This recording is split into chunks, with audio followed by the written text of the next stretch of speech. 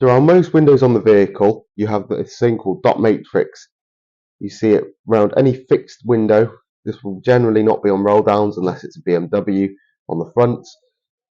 Basically what this is where the paint meets the clear glass, and what it's used for is it's used to dissipate heat to avoid it from cracking.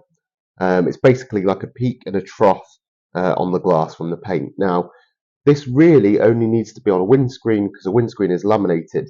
Now, you know the saying, don't pour boiling hot water on your windscreen because it will cause it to crack.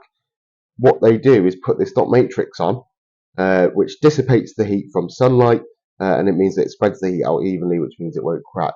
The rest of the glass on the vehicle is not laminated, therefore it doesn't really need it. So manufacturers tend to put it on just to continue the aesthetic all the way through the vehicle.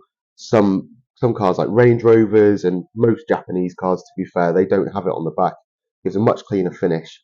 Now, what you'll see when you apply film to this is almost like a silver line all the way around. And basically what that is air that's trapped between the dots, where the film wants to sit on the peak but doesn't want to go into the trough. One way to sort this out is you can either heat around the dots and press it down with a hard card. However, I can't guarantee that it will go 100%. Or in a week after the installation, run your finger around the inside of the dot matrix and this will just stick it down because the film's been allowed to cure. Again, you can't guarantee it's going to go 100% just because of the way the glue dries, but it will make it look a lot more even and a lot better.